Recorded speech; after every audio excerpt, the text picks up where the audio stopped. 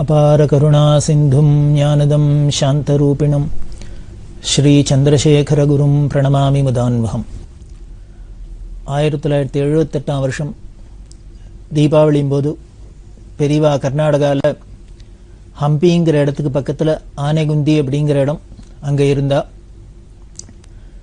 அந்த ஆனைகுந்தியில் அன்னபூர்ணி சந்நிதி இருக்குது. சிந்தாமணி மட்டம்னு இந்த சிந்தாமணி மட்டத்தில் இந்த அன்னபூர்ணி சந்நிதிக்கு காசியில் பண்ணுறாப்புலேயே அன்னத்தினால எல்லாம் பண்ணி பெரியவா அதெல்லாம் முடிச்சுண்டு மறுநாளைக்கு அமாவாசை தீபாவளி அமாவாசையும் முடிச்சுண்டு அங்கேருந்து கிளம்பி கங்காவதிங்கிற இடத்துக்கு 1978 வருஷம் நவம்பர் மாதம் 1ஆம் தேதி வந்தா.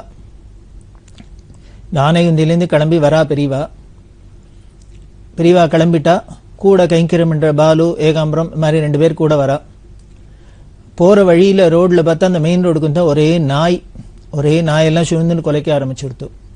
உடனே இந்த ஏகாம்பரம்னு கைங்கரம் என்ன பண்ணார், பெரியவாளுக்கு ஒரு ப்ரொடெக்ஷனுக்காக பெரியவாளோட அந்த ரிக்ஷா அதை எடுத்துன்னு வரலாம் அப்படின்னு அவள் இருந்த சிந்தாமணி மடத்துக்கு அங்கே போகலான்னு நினச்சிட்டு இருக்கிறதே பெரியவா என்ன பண்ணா, பெரியவாளே உத்தரவு பண்ணா, நீ போய் டார்ச் எடுத்துன்னு வா அப்படின்னு சொல்லி அனுப்பிச்சுட்டா.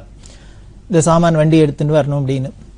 இவர் கொஞ்சம் தூரம் போனோடனே அதுக்குள்ள அந்த கேம்பில் இருந்த இன்னொரு கைங்கரியம் இந்துவாசன் அவர் பெரியவாளோட ரிக்ஷா எடுத்துன்னு வந்துட்டார். பாதி தூரத்துலேயே 2 பேரும் மீட் பண்ணிட்டா. உடனே 2 பேரும் சேர்ந்துட்டு பெரியவாள்கிட்ட வந்தா. பெரியவாளுக்கு ஒரு ஆச்சரியம், இப்போதான் அனுப்பிச்சோம் அங்கே போய் ரிக்ஷா எடுத்துன்னு வச்சுல அதுக்குள்ளே வந்துட்டாளே அப்படின்னு.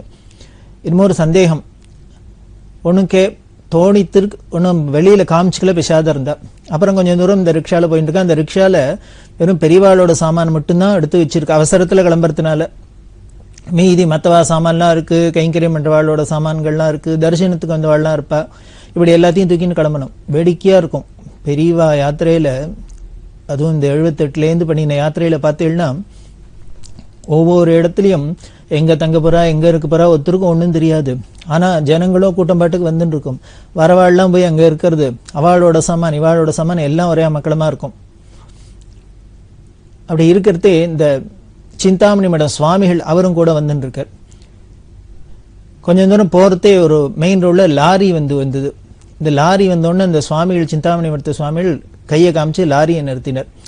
லாரியை நிறுத்தி அவர் உடனே கன்னடத்துலேயே இந்த லாரிக்கார்ட்ட சொல்லி, பக்கத்தில் அந்த ஆனகுந்தியில் சிந்தாமணி மடம் இருக்குது, அங்கே பெரியவா இருந்த இடம் இருக்குது, அங்கே சாமான்லாம் இருக்குது நிறையா, அதெல்லாம் ஏற்றின்னு வந்து அங்கே இருக்கிற மீதி ஜனங்கள்லாம் இருப்பா அவளையும் ஏற்றின்னு வந்துடும் அப்படின்னு. பெரியவா கங்காவதி போகிறா அப்படிங்கிறது தெரியும், அங்கே கொண்டு வந்துடும் அப்படின்னு. சரி, அந்த ஆள்லாம் பண்ண வெடிக்க எல்லாருமே இப்படி ரோட்டில் போகிறவா லாரியாக இருக்கட்டும் இதுவாக இருக்கட்டும் யாராக இருந்தாலும் அந்த பெரியவா யாத்திரையில் கையை காமிச்சாக்க நிறுத்திடுவா, சாமானை தூக்கி ஹெல்ப் பண்ணுவா. இப்படி பல விதத்துலேயும் பல பேர் ஒத்தாசை பண்ணியிருக்கா. ஆச்சரியமாக இருக்கும். இதெல்லாம் நம்ம முன்ன பின்ன தெரியாத ஒரு இடத்துல இது மாதிரிலாம் நடக்குமா அப்படின்னா அது ரொம்ப சர்வசகஜமாக நடக்கும் பெரியவாளோட அந்த யாத்திரையில். அப்படி தான் அந்த லாரியில் அந்த ஆள்லாம் ஏற்றுன்னு வந்தான். பெரியவா கங்காவதிக்கு போயாச்சு. அங்கே மனோகர் செட்டியார் அப்படின்னு ஒருத்தர், அவர் ஒரு கல்யாண மண்டபம் ராமர் கோவில் கட்டியிருக்கார். அங்கே போனால் பெரியவா அங்கே போய் சுவாமியை தரிசனம் பண்ணா. வெளியில் அந்த ஹால் அதில் வந்து உட்காண்டோன்னே என்ன பண்ணா, இந்த ஏகாம்பரம் இந்துவாசனம் எல்லாம் கூப்பிட்டு இந்த ரிக்ஷாவில் இருக்கிற சாமான்லாம் கொண்டு இங்கே வெயின்னா. அந்த ரிக்ஷாவில் பெரியவா தள்ளு வந்த ரிக்ஷாவில் சாமான்லாம் இருக்க எல்லாம் கொண்டு வச்சா அதை எல்லாத்தையும் பார்த்துட்டு என்ன பண்ணினா ஒரு ஆசனம் இதை எடுத்து வச்சுட்டா.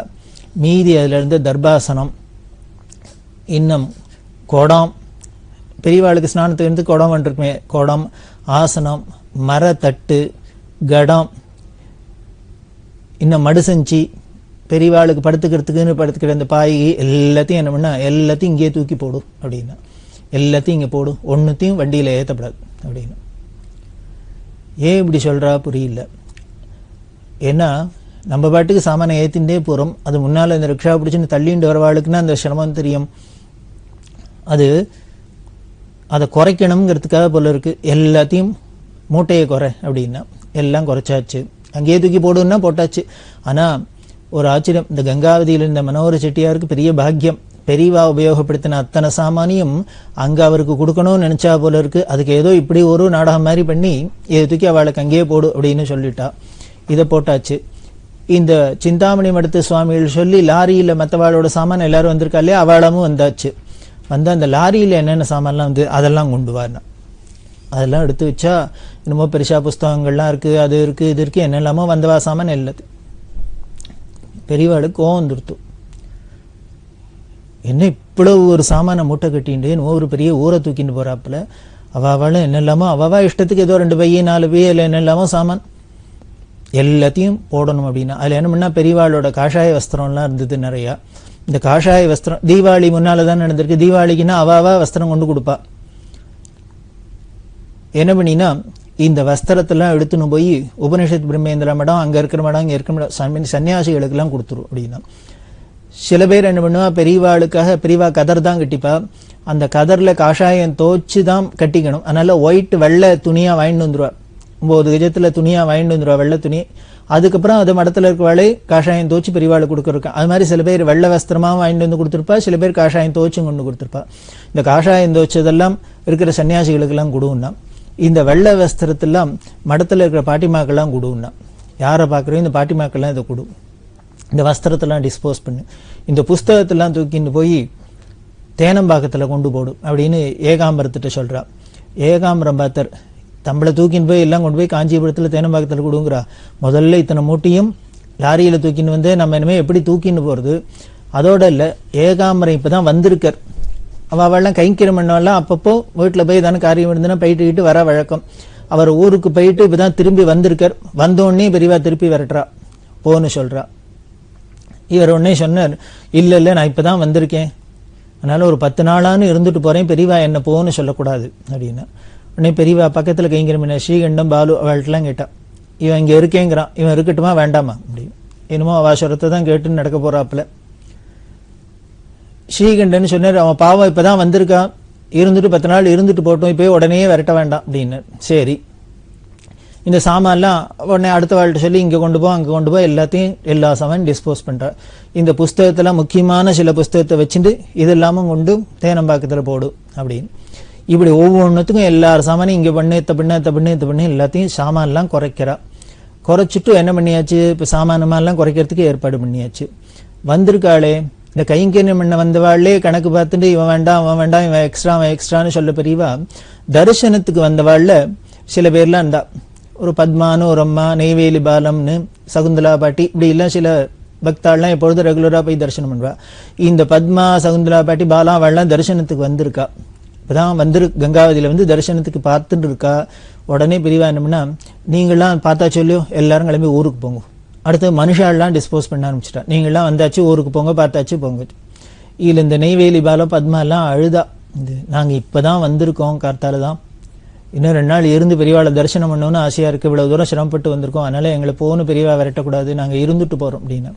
பெரியவா நிர்தாட்சியமா என்ன பண்ணிட்டா, அதெல்லாம் இங்க பிசினஸே கிடையாது, வந்தேள் பார்த்தாச்சு போயிட்டு வாங்கும் அப்படின்னு அனுப்பிச்சுட்டா. இப்படி எல்லாரையும் அந்த அனுப்பிச்சு எல்லாம் பண்ணியாச்சு.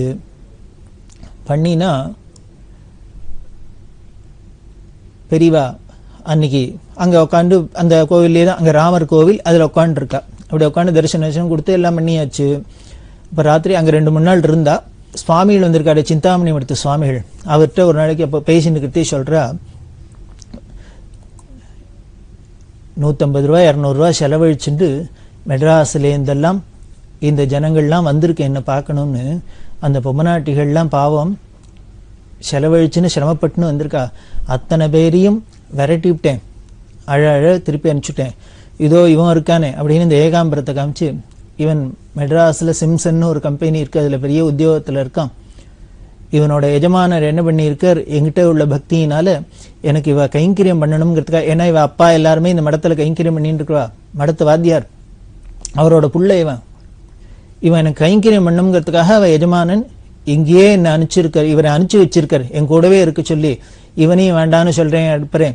இந்த ஸ்திரீகள்லாம் வந்தா அவள்லாம் தரிசனம் பண்ணணும்னு, அவள் எல்லாமே செலவழிச்சணும்னாலும் திருப்பி போடுங்கன்னு அனுப்பிச்சுட்டேன் எல்லாரையும். அவள் அழ போறா எல்லாரும். மெனக்கிட்டு 2 நாள் 4 நாள் இருந்து தரிசனம் பண்ணலான்னு நினைச்சுன்னு வந்தவா, செலவழிச்சுன்னு வந்தவாளை நான் விரட்டி அடிச்சுட்டேன். எனக்கு துளி கூட நெஞ்சில ஈவிரக்கம் கிடையாது அப்படின்னு இந்த சுவாமிகள்கிட்ட சொல்லிட்டு இருக்கா. அந்த சுவாமிகள் கேட்டு அவர் பாவம் உருகின்ற, இன்னும் பெரியவா போய் தன்னை ஈவரக்கம் இல்லைன்னு சொல்றாளே அப்படின்னு. இதை கேட்டு இந்த ஏகாம்பரத்துக்கு அழுக வந்துடுத்தோம். எப்பேற்பட்ட கருணாமூர்த்தியை அபார கருணா சிந்தும் அப்படின்னு நாம ஸ்தோத்திரம் பண்றோம். கருணையோட கடல் அப்படின்னு சொல்றோம். அந்த கருணை கடலான அன்பே சிவம் அப்படிங்கிற மூர்த்தி சொல்றது தனக்கு துளிக்கூட ஈவரக்கம் இல்லையா, எல்லாரையும் வந்தவாள்லாம் அழ அழ அடிச்சு விரட்டிட்டாளாம், இங்க இருக்கக்கூடாது. இதை சொல்றத கேட்டோன்னு ஏகாம்பரத்துக்கு மட்டுமா அழுக வரும்? யாரா இருந்தாலும் கேட்கிறவாளுக்கெல்லாம் அழுகத்தான் வரும். இது அழுக வரத்தோட இல்லை, இல்ல இன்னொரு பாவமும் எனக்கு தோன்றது என்னன்னா, இதை விட பெரிய பொய் கிடையாதுன்னு தோன்றது. ஏன்னா பெரியவா போய் தன்னை ஈவரக்கன் இல்லாத ஒரு ஜென்மா, அன்பு இல்லாத ஒரு மனுஷன் அப்படின்னு சொன்னா யாராலையானு நம்ப முடியுமா? அவ எப்படி அன்பே ஸ்வரூபமா இருந்தா அப்படிங்கிறதுக்கு பல நிகழ்ச்சிகள் முன்னாலாம் பார்த்திருக்கோம். எல்லா ஜீவராசிகள்ட்டும் எப்படி அன்பா இருந்தாங்கிறதெல்லாம் பார்த்திருக்கோம். இன்னும் பல நிகழ்ச்சிகள் பார்க்கத்தான் போறோம். அப்படி இருந்தா கூட பெரியவா ஏன் இங்க கங்காவதியில் எப்படி சொல்றா அப்படின்னா, இது அவ அன்பு இல்லைங்கிறதுனால சொல்லல, இப்படி சொல்றதும் இங்க இருக்க வேண்டான்னு விரட்டி அடிக்கிறது கூட அன்புனாலதான். இந்த அன்புனா எப்பேற்பட்ட அன்புன்னு, ரொம்ப அபாரமான அன்பு. நம்ம மேல உள்ள கருணையினால அவ அப்படி நம்மள இங்க இருக்க வேண்டாம் அப்படின்னு சொல்றா. பெரியவாளுக்கு தெரியாதா, இவ்வளவு சிரமப்பட்டு எல்லாரும் காசு பணத்தையும் செலவழிச்சுன்னு தன்னை பார்க்கணும் அப்படின்னு ஆசைப்பட்டு தான் வந்திருக்கா. இருந்தாலும் ஏன் விரட்டுறா அப்படின்னா ஏதோ காரணம் இருக்கும்.